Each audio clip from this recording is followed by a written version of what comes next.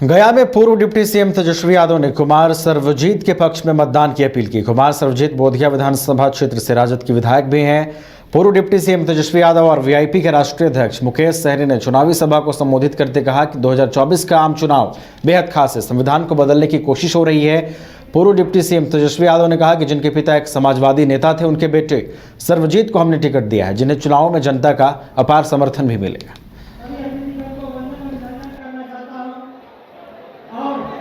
जिससे बिहार का आप लोगों का तरक्की हो, आप लोगों का भला हो। आप उठा करके बताइए, मिलेगा ना? सर्वजीत जी को जिताइएगा ना? देखो भाई, आप सब लोगों से यही अपील है, सब एक एक व्यक्ति जो है 10-10 वोट बनाने का काम करे और पहला नंबर पर ईवीएम में पहला लालटेन पर बटन दबाइए और सर्वजीत जी को जिताइए। चुपचाप लालटेन छाप। उन्होंने कहा कि हम हर एक व्यक्ति को काला धन लाएंगे, हर किसी को खाते में 15-15 लाख रुपया दे देंगे। हमको लगा कि बैठे बैठे 15 लाख रुपया आ जाएगा, एक बार मोदी जी को देख लेते हैं। उन्होंने कहा कि साल में 2 करोड़ युवा को हम नौकरी देंगे। हमारा युवा सोचा कि मोदी जी आएंगे, 2 करोड़ युवा को नौकरी मिलेगा। उन्होंने कहा कि किसान भाई को आमदनी दुगुना करेंगे। हमारे किसान भाई ने कहा कि भाई मोदी जी आएंगे तो किसान का दाई दुगुना होगा।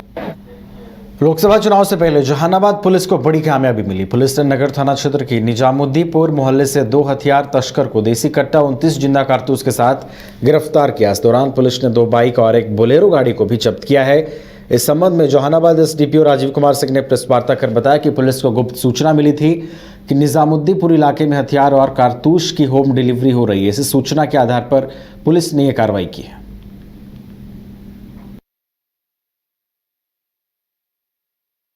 पुलिस को एक गुप्त सूचना मिली थी कि किसी लोग के द्वारा लोगों को जो हथियार है और उसका जो बेड़ी है उसकी होम डिलीवरी कराई गई। इसके सत्यापन हेतु थाना 10 द्वारा कार्रवाई किया गया तो शैलेश कुमार नामक युवक को गिरफ्तार किया गया, जिसके पास से 2 गोली बरामद हुई थी। पूछताछ के क्रम में वो बताया कि उसका नाम शैलेश कुमार है, जिसे विगत थाना परसबिगा का रहने वाला है। और उसके मोबाइल की भी छानबीन की गई तो उसमें काफ़ी हथियार के फोटोग्राफ्स और गोलियों के फोटोग्राफ्स पाए गए। अग्रतर कार्रवाई में उसके सत्यापन के क्रम में पाया गया कि उसने बताया कि विक्की कुमार नामक युवक जो कि निजामुद्दीन नगर में भाड़े के मकान में रहता है, वही कहीं बाहर से सारा सामान लाता है और विक्की और उसका भाई विपिन, ये तीनों मिलकर लोगों को इसका होम डिलीवरी करते हैं। जब विक्की कुमार के घर पे रेड मारा गया तो वहाँ से 12 लीटर के आसपास ब्लेंडर स्प्राइट शराब बरामद हुई और साथ ही हथियार बरामद हुआ और जो कि एक बुलेट में रखा हुआ था और एक बोलेरो में रखा हुआ था। इस मामले में अब तक 29 कारतूस जो विभिन्न प्रतिबंधित हथियारों के प्रतीत होते हैं उसको जब्त किया गया है। 3 गाड़ियां जब्त की गई, जिसमें 2 टू व्हीलर और एक बोलेरो शामिल है और 2 लोगों की गिरफ्तारी की गई है। विक्की कुमार अभी फरार है, उसकी गिरफ्तारी हेतु छापेमारी। लोक जनशक्ति पार्टी रामविलास के राष्ट्रीय अध्यक्ष चिराग पासवान मंगलवार को दिल्ली में भारतीय जनता पार्टी के राष्ट्रीय अध्यक्ष जेपी नड्डा से मुलाकात की, जिसके बाद पटना लौटे। उन्होंने कहा कि चुनाव को लेकर रणनीति बनाई गई है। फर्स्ट फेज का चुनाव 19 अप्रैल को है, इसी को लेकर बातचीत हुई। चुनाव को लेकर ही सारी बातचीत हुई है। फर्स्ट फेज का चुनाव अब करीब है, 19 तारीख को मतदान होना है, तो उसको लेकर कई विषय थे जिसको लेकर चर्चा हुई है। अंतोगत्वा जो लक्ष्य प्रधानमंत्री जी ने हम लोग को दिया है, जिसमें 400 सीटें देश भर में और बिहार की 40 की 40 जीतनी है, तो उसको हम लोग कैसे हम लोग उसको हासिल कर सकें, उस दिशा में ये तमाम बातचीत हुई। चुनाव को लेकर ही सारी बातचीत। चुनावी प्रचार प्रसार से लौटने के बाद पटना एयरपोर्ट पर पत्रकारों से बातचीत करते हुए विकासशील इंसान पार्टी के राष्ट्रीय अध्यक्ष मुकेश सहनी ने कहा कि जनता के अपार जन समर्थन मिल रहा है और इस बार केंद्र में इंडिया गठबंधन की सरकार बनने जा रही है। वहीं आगे उन्होंने कहा कि देश में हिटलरशाही का राज चल रहा है, उसको खत्म करना है।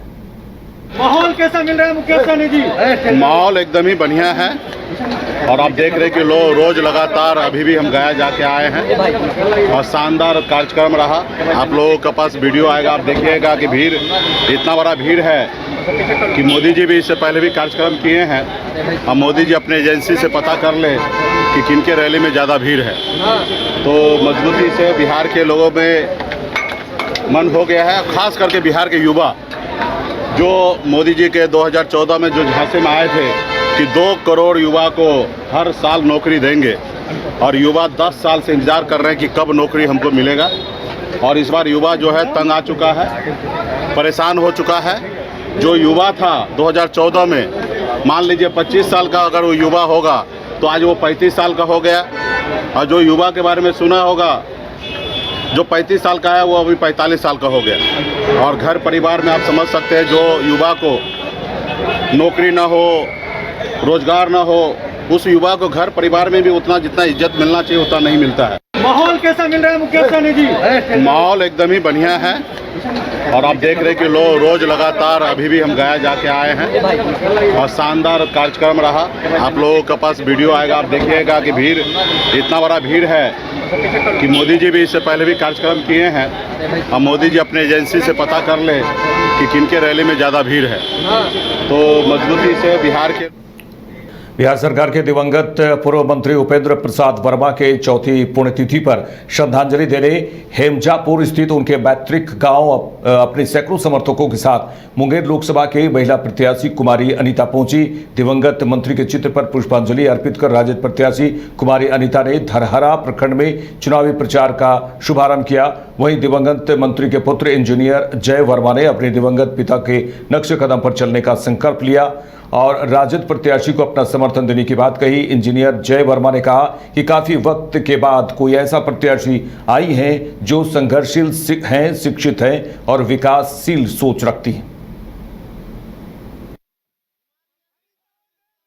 स्कोप पर बने रहिए और हमारे पीछे जो है कुमारी अनीता जो है का जनसंपर्क अभियान जारी है और हेमजापुर में है। हेमजापुर वो गांव है जहां पर दिवंगत मंत्री राजद के कद्दावर नेता रहते थे उपेंद्र प्रसाद वर्मा। आज उनकी पुण्यतिथि है, तो ये वहां पर पुण्यतिथि समारोह में शामिल होने के लिए पैदल जो है उनके घर जा रही है। हम जानना चाहेंगे, चुनावी दौरा चल रहा है, कैसा लग रहा है? बहुत अच्छा। हाँ, अभी जो है आप हेमजापुर जा रही हैं जहां पर पूर्व दिवंगत मंत्री जो है उपेंद्र प्रसाद वर्मा का घर है, वहां पर आप जा रही हैं। राजद के समर्पित और कद्दावर नेता रहे हैं, क्या लग रहा है, इनके बारे में कुछ पता है क्या? बहुत कर्मठ इंसान है, कर्मयोगी है। कर्मयोगी थे, अब तो नहीं है। आज पुण्यतिथि में आज उनके घर जाने का मौका मिल रहा है। और मुंगेर में कैसी लड़ाई आप मान रहे हैं? कोई लड़ाई नहीं है। मुंगेर में कैसे देख रही हैं आप जनता का जो प्यार स्नेह? जनता अपना प्यार लुटा रही है। मेरे खोचे में एक एक वोट दे रही है अपना। मैं मुंगेर की बेटी हूँ, उनका प्यार बहुत मिल रहा है और वो एक विकास चाहती है यहाँ, तो इसलिए मुझे बहुत और भी ज्यादा बढ़ चढ़ के मेरे साथ जुड़े हुए हैं उम्मीदों से। हाँ, ये बात तो है कि जनता एक उम्मीद लगाए बैठी है आपके, क्योंकि जनता जो है 10 सालों में है। क्या लगता है जनता के उम्मीद पर, जो जनता ने जो आपसे उम्मीद जताया है उस पर क्या लग रहा है? जनता उम्मीद जताई है तो क्या लगेगा, बिल्कुल अच्छा लग रहा है मुझे। मेरी जिम्मेदारी है कि हर काम करना, उनका काम करना, उनका हक दिलाना। हाजीपुर में ईद और चुनाव को लेकर जिला पदाधिकारी यशपाल मीणा और पुलिस अधीक्षक हरकिशोर राय द्वारा संयुक्त रूप से मंगलवार को हाजीपुर में फ्लैग मार्च किया गया।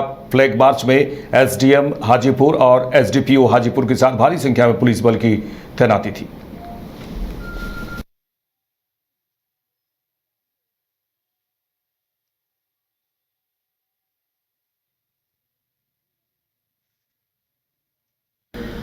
छपरा में लोकसभा चुनाव के लिए राजद की ओर से चुनावी गहमागहमी शुरू हो गई है। राजद प्रत्याशी रोहिणी आचार्य का मंगलवार को गरखा प्रखंड के विभिन्न पंचायत में भव्य स्वागत किया गया।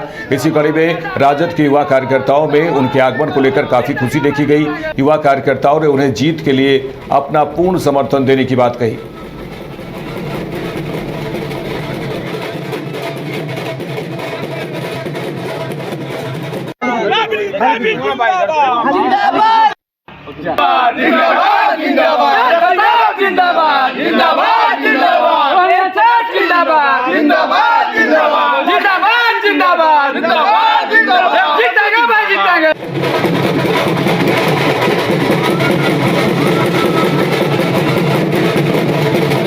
रूढ़ी जी से हम लोग उब गए हैं। लेकिन रूढ़ी ने तो काफी गारंटी दे रहे हैं और विकास का दावा भी उन्होंने किया है कि कई हजार करोड़ के सारण का विकास हो रहा है। सबका आयुष्मान कार्ड बना है, राशन कार्ड बना है। तो ऐसे में लेकिन धरातल पर उनके कुछ नहीं है।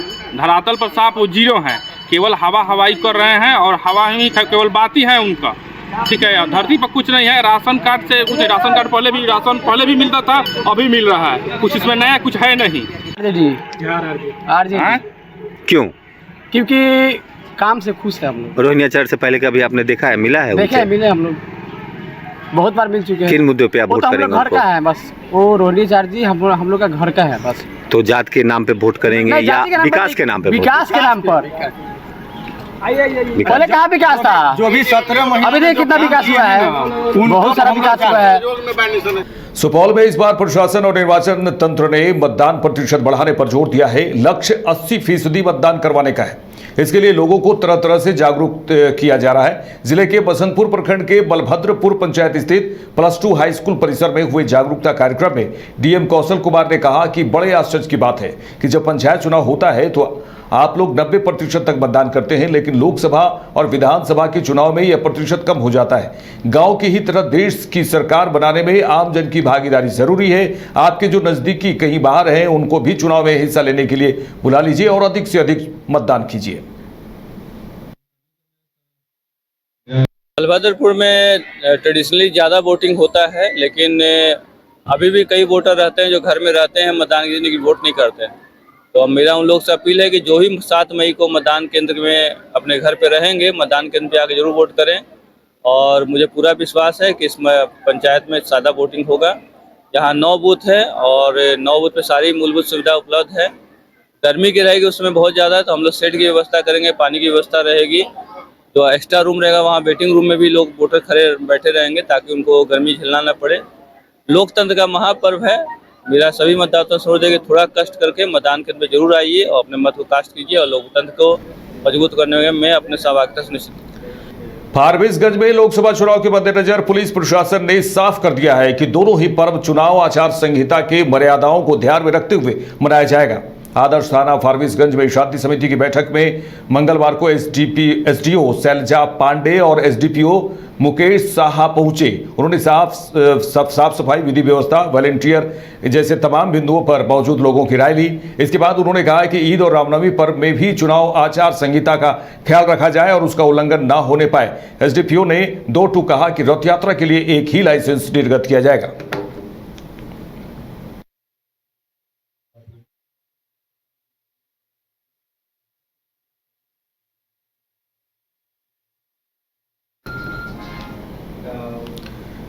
एलीट इंस्टीट्यूट, अगर आपके अंदर चाह है तो एलीट आपकी राह है। आईआईटी हो या मेडिकल, आप चाहते हैं अपने आप को उत्कृष्ट दिखाना, आप चाहते हैं खुद को एक आईआईटीएन के रूप में दिखना या मेडिकल के क्षेत्र में आगे बढ़ना, तो एलीट आपके लिए एक बहुत बड़ी ताकत के साथ आपके सामने है। आइए, खुलिए, बढ़िए, पहुंचिए। Elite institute.